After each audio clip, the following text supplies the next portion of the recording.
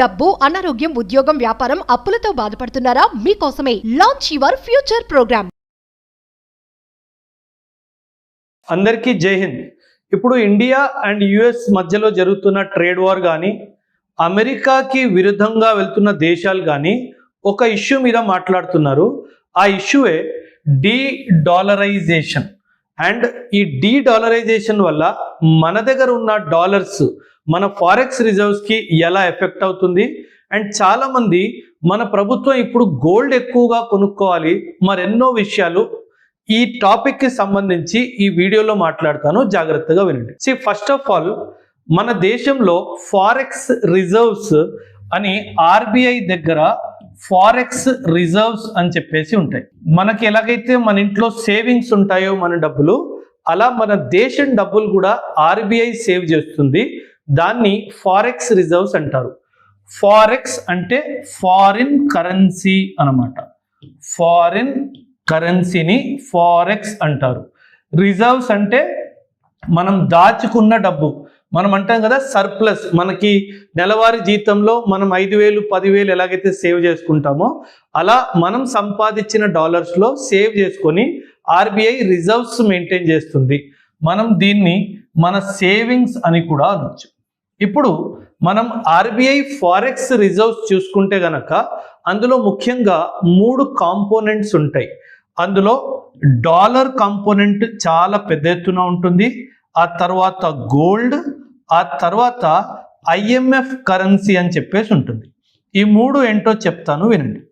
ఈ dollar, gold and IMF currency, ఈ 3 కలిపితే మన ఫారెక్స్ రిజర్వ్ తయారవుతుంది. అండ్ ఈరోజు డేట్లో మన దగ్గర ఉన్న ఫారెక్స్ రిజర్వ్స్ $704 బిలియన్.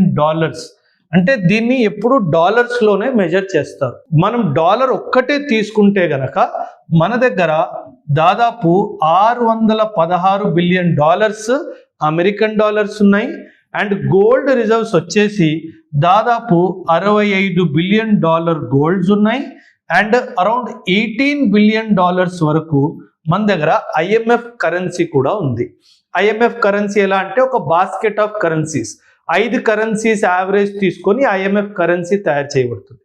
ఇప్పుడు అందరూ ఏమంటున్నారంటే అమెరికా ఎలాగైతే ఇప్పుడు ట్రేడ్ వార్ చేస్తుందో మొత్తం ప్రపంచంలో డాలర్ని ముఖ్యంగా వాడతారు కాబట్టి అమెరికా డాలర్తో ఎప్పుడైనా మనల్ని కంట్రోల్ చేయొచ్చు, అందుకే మనం డీ-డాలరైజేషన్ చేయాలి అని మాట్లాడుతున్నారు.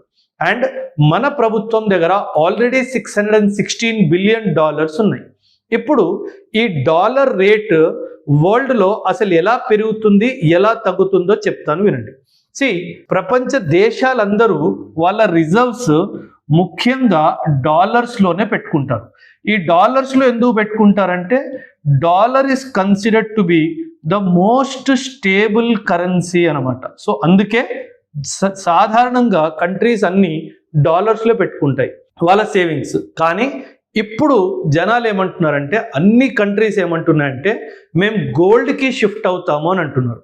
మన కాన్సన్ట్రేషన్ చూసుకుంటే 616 ఎక్కడ, 65 ఎక్కడ.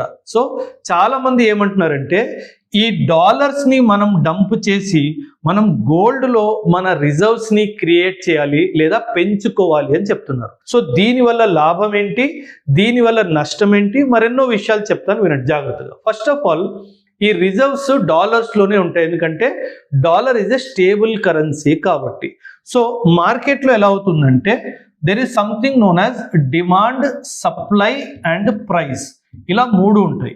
మనకి ఏ ప్రోడక్ట్ అయినా సరే మార్కెట్లో దానికి సప్లై ఎక్కువ ఉంది, డిమాండ్ ఎక్కువ ఉంది అంటే దాని ప్రైస్ కూడా ఎక్కువైనా ఉంటుంది, స్టేబుల్ అయినా ఉంటుంది. అదేవిధంగా సప్లై ఎక్కువ ఉండి డిమాండ్ తక్కువ ఉంటే దాని ధర పడిపోతుంది. బట్ అదేవిధంగా సప్లై తక్కువ ఉండి డిమాండ్ ఎక్కువ ఉంటే ఖచ్చితంగా దాని ప్రైస్ పెరిగిపోతుంది. ఎప్పుడైనా సరే డాలర్ ఈ పొజిషన్లో ఉంటుంది. ఎందుకు ఇలా ఉంటుందంటే డాలర్ సప్లైని అమెరికా కంట్రోల్ చేస్తుంది. ఆ డాలర్ సప్లైని కంట్రోల్ చేస్తుంది. దాని స్టెబిలిటీ వల్ల, దాని డిమాండ్ ఎక్కువడం వల్ల దాని ప్రైస్ ఎప్పుడూ పెరుగుతూనే ఉంటుంది. అందుకే మనం గమనిస్తున్నాము ఈరోజు $1 దాదాపు 87 రూపాయలు దాకా వెళ్ళిపోయింది. సో మనం ఏమంటామంటే ఇలా ప్రైస్ పెరిగిపోతున్న కొద్దీ, ఫర్ ఎగ్జాంపుల్ నేను ఈరోజు ఆయిల్ ఇంపోర్ట్ చేసుకుంటున్నాను. అంటే ఇప్పుడు నేను ఆయిల్ ఇంపోర్ట్ చేసుకోవాలి, $1 నేను ఇచ్చి ఆయిల్ తెచ్చుకోవాలి అంటే నేను 87 రూపాయలు ఇవ్వాలి. సో ఇప్పుడు నా ఉద్దేశం ఏంటంటే, మన ప్రభుత్వం కానీ వేరే ప్రభుత్వాలు కానీ వాళ్ళ ఉద్దేశం ఏంటంటే దీనిని తగ్గించాలి. ఈ ఎక్స్చేంజ్ రేట్ అంటారు దీన్ని, ఈ ఎక్స్చేంజ్ రేట్ని తగ్గించాలి. సో ఈ ఎక్స్చేంజ్ రేట్ని తగ్గించాలి అంటే మనం ఒక పని చేయాలి.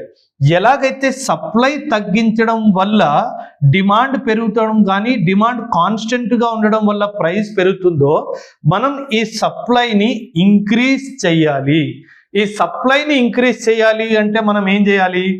మన దగ్గర ఉన్న డాలర్ని తీసుకెళ్ళి ఇంటర్నేషనల్ మార్కెట్లో సప్లై విధంగా డంప్ చేయాలి. అప్పుడు ఏమవుతుంది? డాలర్ సప్లై పెరిగిపోతుంది, డిమాండ్ కాన్స్టెంట్గా ఉంది అనుకోండి, ఆటోమేటిక్ డాలర్ ధర పడిపోతుంది. ఈ డాలర్ ఎక్స్చేంజ్ రేట్ పడిపోయింది అనుకోండి, ఇది మేబీ $1 = 70 రూపీస్ రావచ్చు, $1 = 75 రూపీస్ కూడా రావచ్చు. ఇలా కంపారిజన్లో ఎక్స్చేంజ్ రేట్ పడిపోతే మనం $1కి తక్కువ డబ్బులు ఇచ్చి మన ఇంపోర్ట్ బిల్ కాస్ట్ కూడా పడిపోతుంది. అండ్ మనం ఎందుకు చేయాలి ఇదంటే 2 కారణాలు.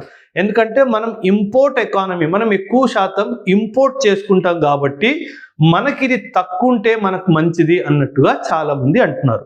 రెండో విషయం ఏంటంటే, కానీ ఒకవేళ మన ఎకానమీ ఎక్స్పోర్ట్ లెడ్ ఎకానమీ అనుకోండి, కాకపోతే మన ఎకానమీ ఎక్స్పోర్ట్ లెడ్ అంటే అప్పుడు $1 = 87 అని మాట్లాడుకున్నాం కదా, $1 = 70 రూపీస్ అయ్యింది అనుకోండి, అప్పుడు ఏమవుతుందంటే మన ఎక్స్పోర్ట్స్ కూడా నెగటివ్ ఎఫెక్ట్ అవుతాయి.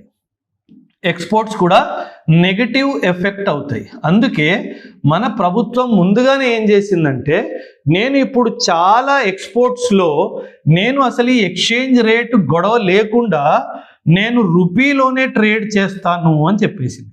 ఈ రూపీలోనే ట్రేడ్ చేయడం వల్ల ఏమవుతుందంటే, మనకి డాలర్కి రూపాయికి ఎక్స్చేంజ్ రేట్ తగ్గిపోయినా మనకి నెగటివ్ ఎఫెక్ట్ ఉండదు. అండ్ మనం ఇలా డబ్బులు, ఈ డాలర్స్ మన రిజర్వ్స్ నుంచి తీసేసి మనం బంగారం పెంచాలి. బంగారం పెంచితే దీనివల్ల కూడా నా కరెన్సీలో కూడా ఇంకా బలం వస్తుంది అని ఉద్దేశము చాలా మంది చెప్తున్నారు. అంటే ఎకానమిస్టులు ఏం చెప్తున్నారంటే, ఇంకా దీనిని తగ్గించేసి మనం దీన్ని పెంచాలి అని చెప్పేసి అంటున్నారు. సో ఇప్పుడు జనరలీ అమెరికా ఏం చేస్తుందంటే, చాలా తెలివిగా అమెరికా చాలా గోల్డ్ని పర్చేస్ చేస్తుంది. అమెరికా చాలా గోల్డ్ని పర్చేస్ చేస్తుంది, కానీ దీన్ని అఫీషియల్గా డిక్లేర్ చెయ్యదు. ఎందుకు అఫీషియల్గా డిక్లేర్ చేయదంటే దానికి చాలా కారణాలు ఉన్నాయి. సో ఇప్పుడు ఏమవుతుందంటే, కరెన్సీకి బలం, కరెన్సీకి స్ట్రెంగ్త్ గోల్డ్ హోల్డింగ్స్ నుంచి వస్తుంది. కరెన్సీకి స్ట్రెంగ్త్ ఎక్కడి నుంచి వస్తుంది? గోల్డ్ హోల్డింగ్స్ నుంచి వస్తుంది. అంటే మన రూపాయి విలువ, మన దేశం దగ్గర ఎంత గోల్డ్ ఉందో దాని మీద కూడా చాలా శాతం వరకు డిపెండ్ అయి ఉంటుంది. సో మన దగ్గర గోల్డ్ పెరిగిందంటే మన రూపాయి బలం కూడా పెరుగుతుంది.